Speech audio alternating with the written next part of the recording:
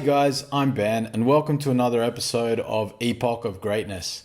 On this show, we look at a particularly fruitful period for a band, and that can be artistically or commercially or sometimes both. Not in today's case. On today's episode, we'll do it a little differently, but they'll become clear as we go forward. In any case, the band we're looking at today is one of New Jersey's finest death metal exports and a personal favorite of mine, the mighty Ripping Corpse.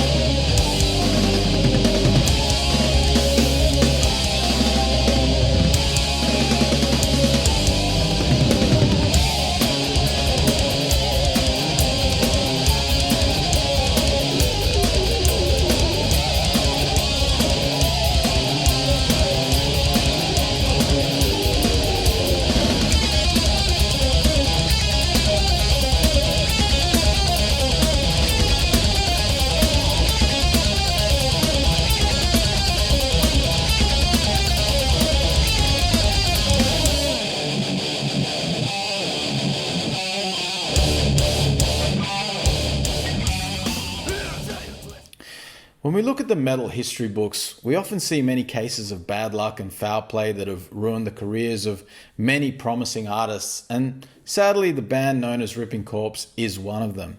However, most of the guys involved in the band have managed to go on to other things in the music game, and with at least one very well-known example, of course, with guitar wizard Eric Rutan, who, is pretty much a household name when it comes to death metal fans. Of course, because of his own band Hate Eternal, his time with Morbid Angel, and now with Cannibal Corpse, and of course all his producing. And while to many of said death metal fans, these days Ripping Corpse has been relegated to just being sort of known as Eric's first band, the truth about this remarkable band is far from that minimalist affectation. Ripping Corpse, according to Sean Kelly, who was the primary songwriter and guitarist, got together sometime between 1986 and 87. To quote the man directly, "I remember as a teen I saw a flyer hanging in my local music store. A band named Dark Avenger, influenced by all the shit I listened to, needed a guitarist. So I tried out and got the gig. That's how I met Brandon. We jammed all the time after that. At some point, he got an offer to play in Dirge, and I got an offer to play with Beast, where I met Scott. After a while, me and Scott wanted to play something a bit heavier and sicker, so we formed Ripping Corpse, and I thought Brandon would be perfect. Then we searched the local area for a killer bassist, found Dave, and we were ready to go. That must have been around 86, 87, end quote." With this lineup, the Ripping Corpse magic came thick and fast, and in 1987, they would release their first of 3 killer demos entitled Death Warmed Over.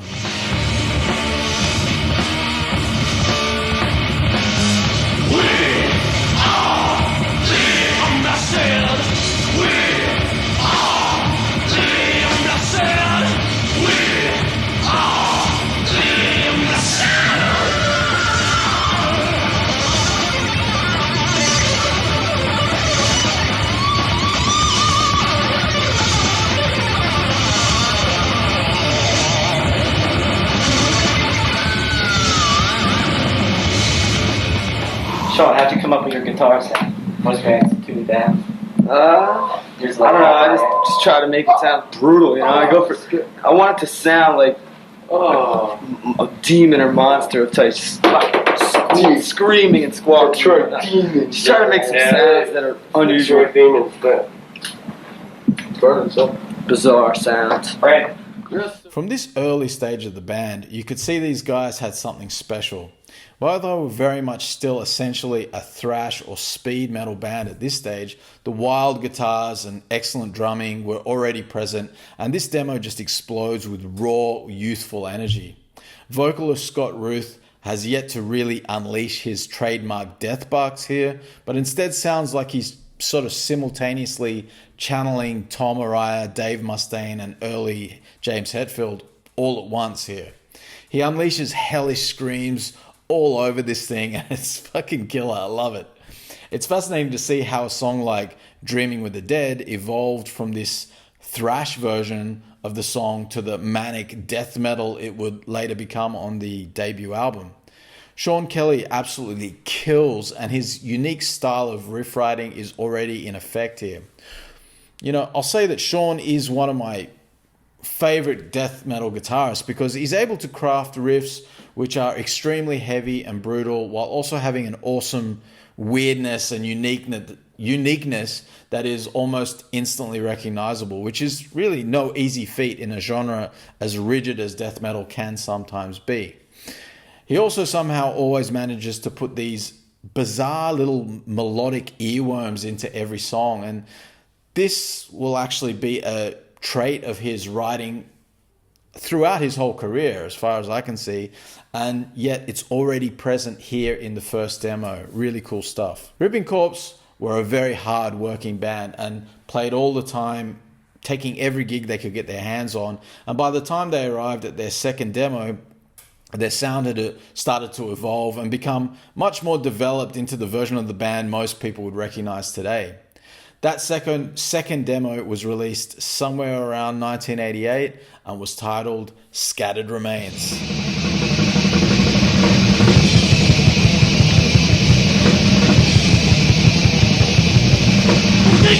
Fighting into an abyss, your ignorance and hatred have opened wide a rift. Pity and agonies, so to fire well, and looking for violence, but who could ever tell?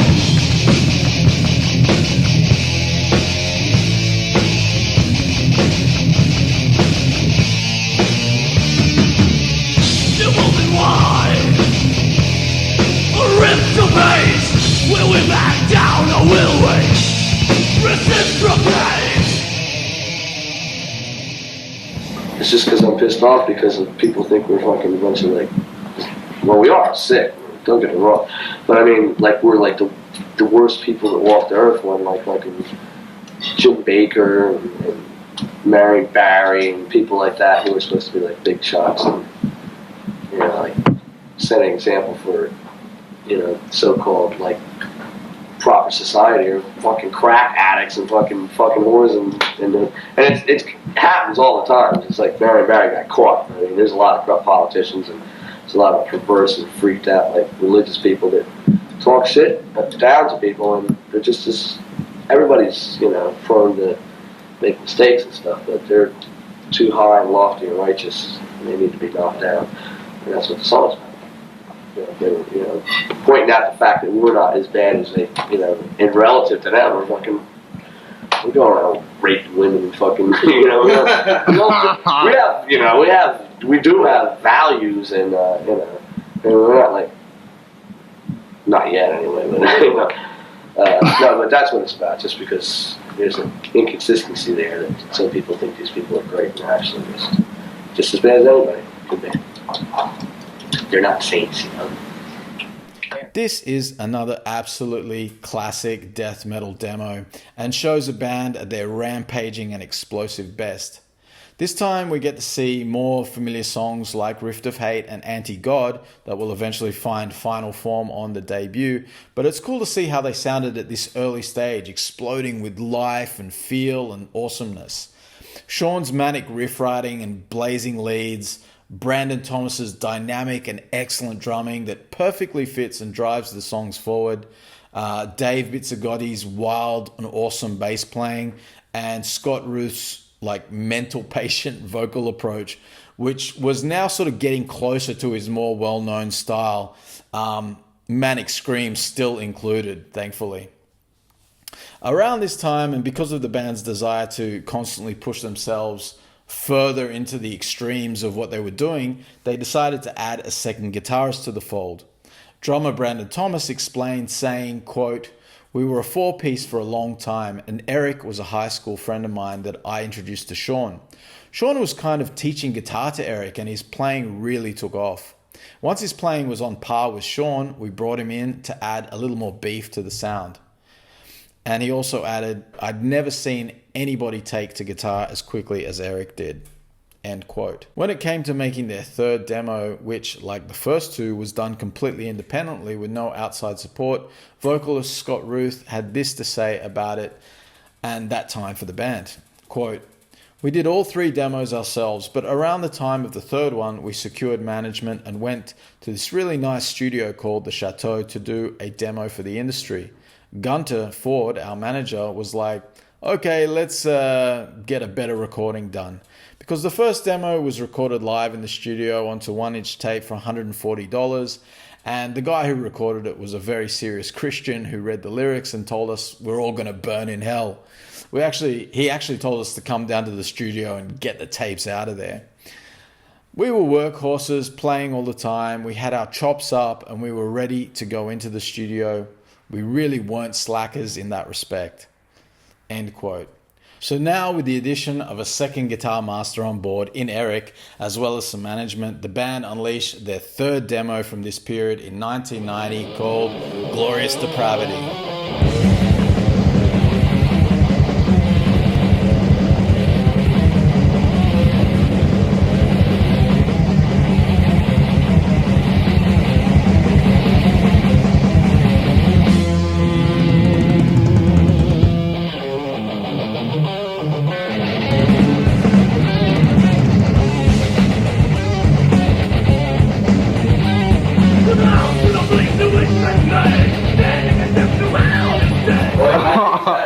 Oh yeah, I'm fucking high, motherfucker.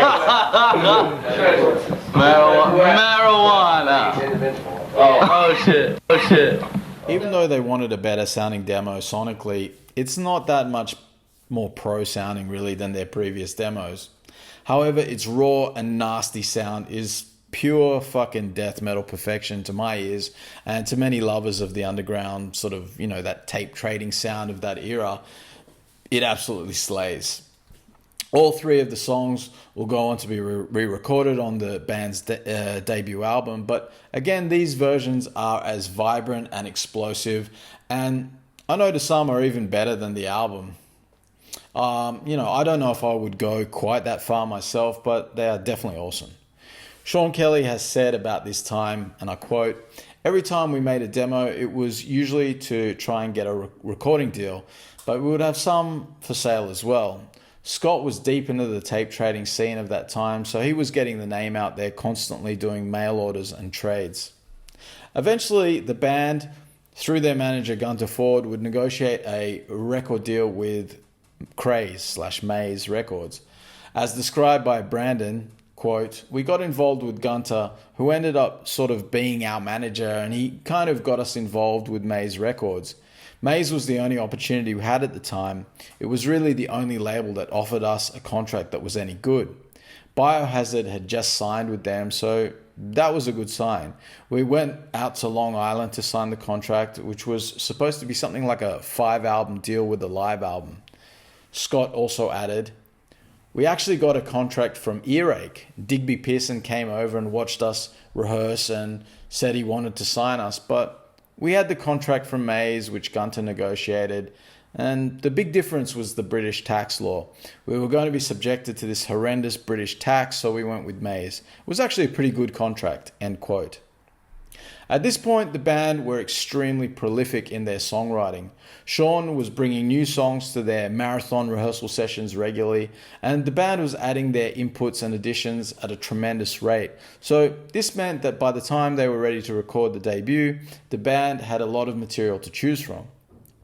Scott has said, quote, "It was tough. Once again, lunacy abounded. It's not like we didn't see eye to eye. We got along great. It was just that everyone had their own crazy ideas. There was stuff I would fight for because of the lyrical content. Some of the stuff made it on there because of the song itself. When the album came out, some of the older fans were like, wow, you changed some of those songs. We slowed down the mosh part on Rift of Hate 4 or 5 times, and we did a lot of that.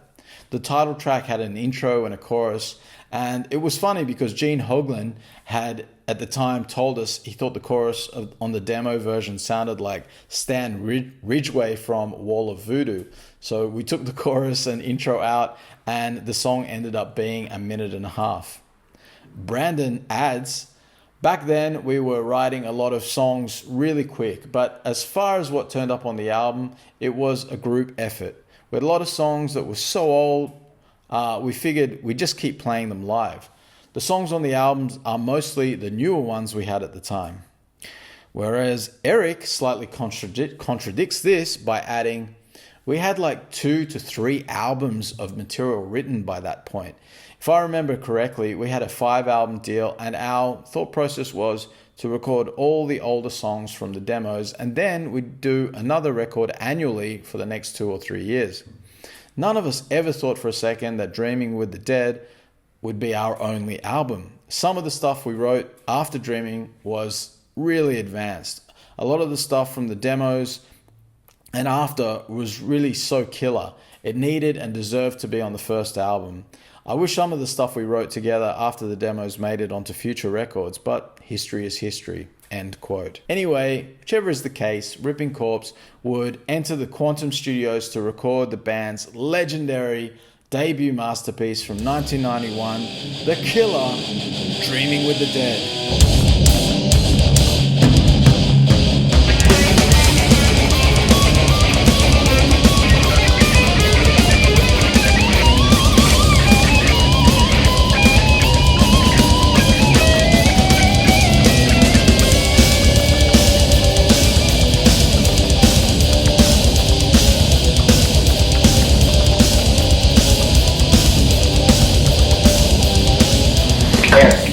You guys going for a different style of writing now? It's like Through the Skin is really weird. Yeah, I we're know just this songs are even trying to make it sound like a fucking, I don't know, like, just like fucking demons battling fucking, I don't know, into like one massive force. You know, different things. We do different things to make like a harmony, so it just sounds so fucking sick. It has to be just real sick and twisted, real different than anything, because fucking I'm sick, fucking real sick here, and fucking bands rip everybody off, so. But we just want to make shit that, one, is different, two, that nobody can rip off really, so we have our own fucking style. Hey, how long have you been? This album saw the evolution of a manic thrash band from the late 80s transform into the frenetic onslaught of death metal Ripping Corpse would become known and loved for, at least by those of us that get it. Sean and Eric perform feats of guitar magic all over the album, and the rest of the band bring their substantial talents to bear as well. Brandon Thomas's drumming here especially would raise him up in my estimation to be one of my favorite drummers of the entire genre. The guy just has such a strong grip on what will drive the song forward, while also being extremely creative and tasty with his choices, not to mention the sheer speed it's all delivered at. I love his approach because it really balances the insanity of Sean's riffs with great feel and even groove at times, without ever sacrificing the overall brutality and sort of disjointed, unique craziness that's, you know, Ripping Corpse's the Ripping Corpse trademark. Unfortunately, after having delivered up an incredible first offering and primed to charge forward, the guys were given a giant collective nutshot, which would inevitably leave the band in tatters when Craze or Maze, whatever the fuck they're called, declared bankruptcy, leaving the band high and dry. Brandon describes what it was like with the label leading up to that, saying, "I couldn't give you exact dates, but for about a year after that album came out, I just remember not being given any tour support or anything. I remember thinking that we weren't being backed very well. They put a ton of money into Biohazard, publicizing them and whatever. I would run into those guys and ask them, you know, how they're doing. They'd be like, yeah, we're doing good. And I'd be like, well, we're not doing so good." End quote. The label, through a series of bad choices and mismanagement, would go under, and Ripping Corpse found themselves without a label, but even worse, without the rights to their own album. The chronological order of events that took place after that are kind of unclear to me, but contrary to popular thinking, the band actually did have a couple of recordings of note that never had official releases, but are out there on YouTube for the curious among you to go and discover, and are absolutely killer. The first one I have to talk about which may even be my favorite thing from the band, and that's the demo, or sometimes called an EP, from 1992 entitled Industry.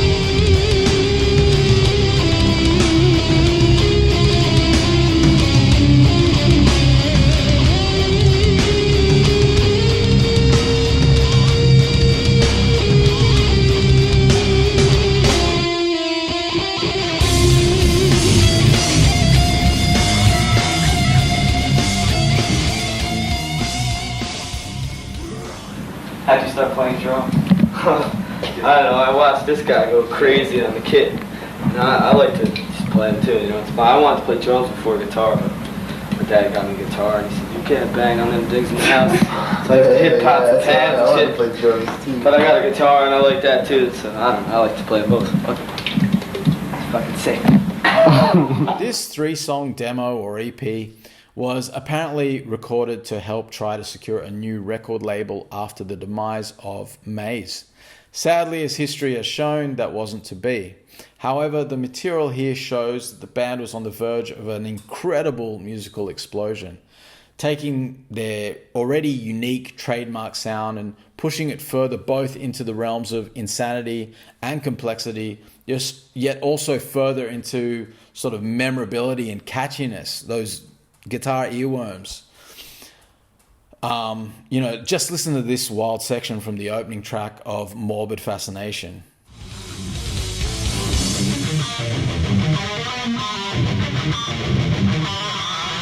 Every second, what is this melody? Local call, the right call, sensitized by the industry. This is world, martial on I'm intrigued, unless atrocity, horrified, the idea.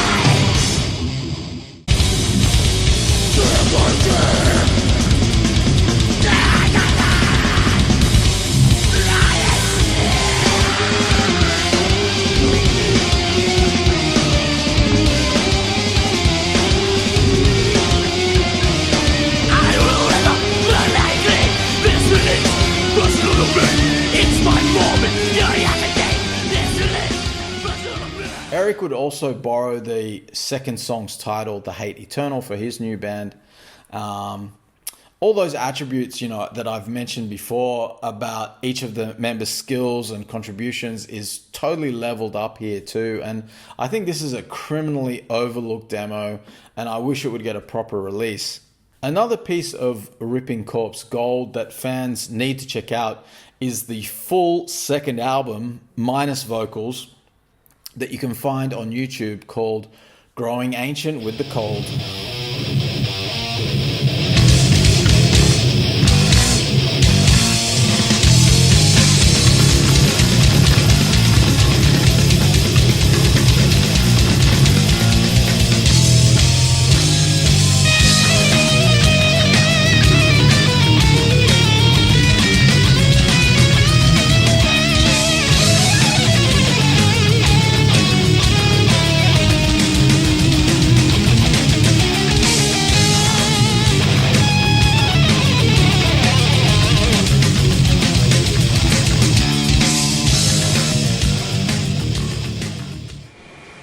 Scott, what happened with the deal with Craze? They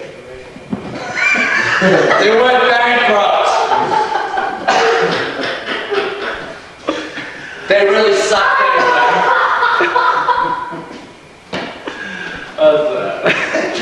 We're really glad to be off the fucking label. One more time? Fuck. That's all I have to say on that subject matter. Why didn't they let you put exclamation day on there, and what do you plan to do with that? Jump in. Well, they were fucking pussies. They're homosexuals.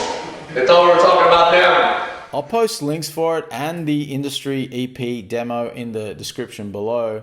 I'm not able to really tell you much about this album or how it came about, but the guy who posted it to YouTube had this to say in the comments, quote, "This is what the second Ripping Corpse a studio album would sound like if they managed to release it at the time it was recorded in early 1993.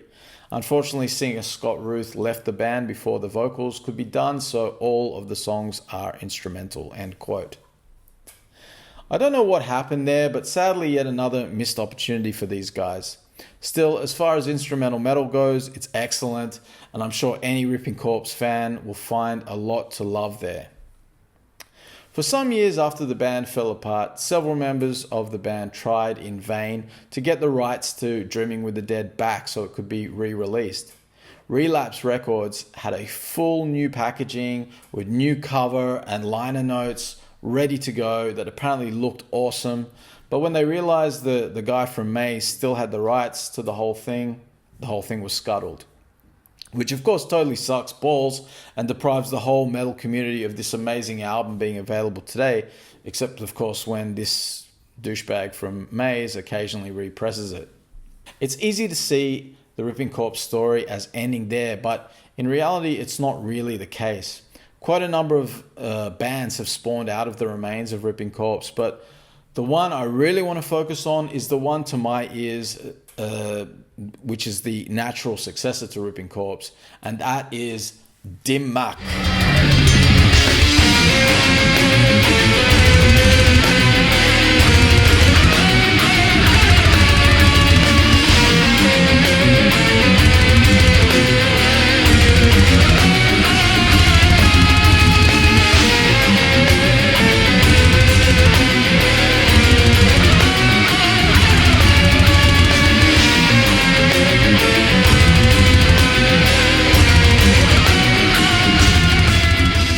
So Dim Mak could easily have kept going as Ripping Corpse, and many other bands have continued with less original members and yet kept the name.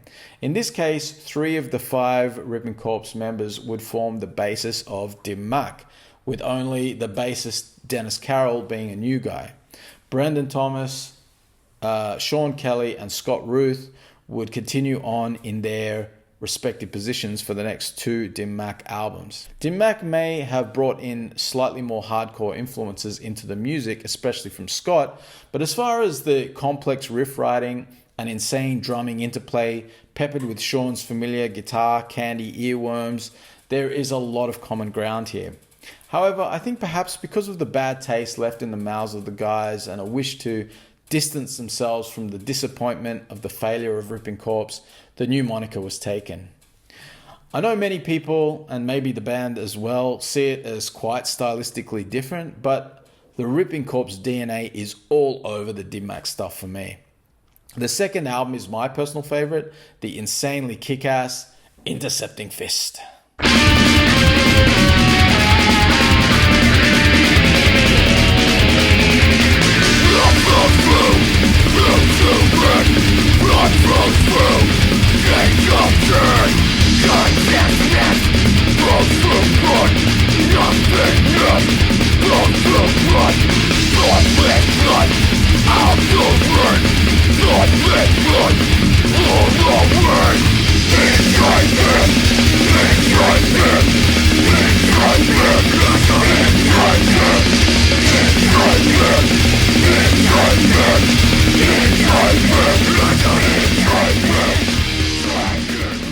The album opens with the absolutely trademark, catchy, weird guitar earworms and drumming onslaught I've been ranting about here, and it's awesome. The one major difference is we don't get any of Rutan's awesome soloing, but Sean peppers it all with awesome guitar phrases that make up for that. If this album had been released as a Ripping Corpse album, I can't imagine any fans would have complained. I certainly wouldn't have.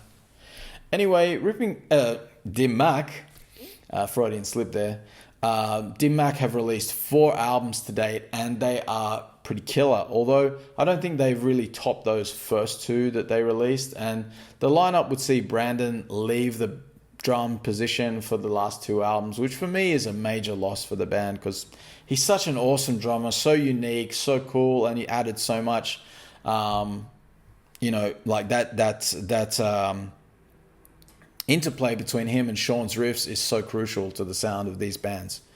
Anyway, Of course, Eric Rutan would go on to form the fairly successful band Hate Eternal, who definitely have some killer albums, but never come close to the inventiveness or dynamism of Ripping Corpse for me.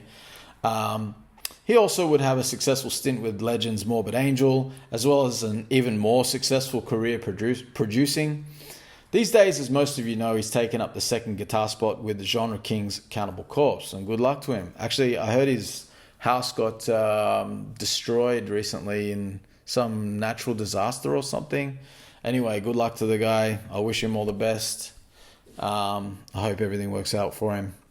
The other guys have gone on to other projects as well, like Brandon Thomas recording a couple of albums with the band The Dying Light, and bassist Dave Bizzigotti teaming up with Living Colour frontman Corey Glover. But sadly, the chances of Ripping Corpse ever coming back or even having control of their own albums seem to be very slim to none. Hopefully those of you who know and love the only album from this great band will go and check out all the other stuff I've mentioned here today, because there is some great music there waiting for you to discover. And as I said, the Ripping Corpse DNA is all over it. So between all of that legacy and the tremendous influence they've had on many bands to come after them, that was their epoch of greatness. Anyway, guys, that's it for today.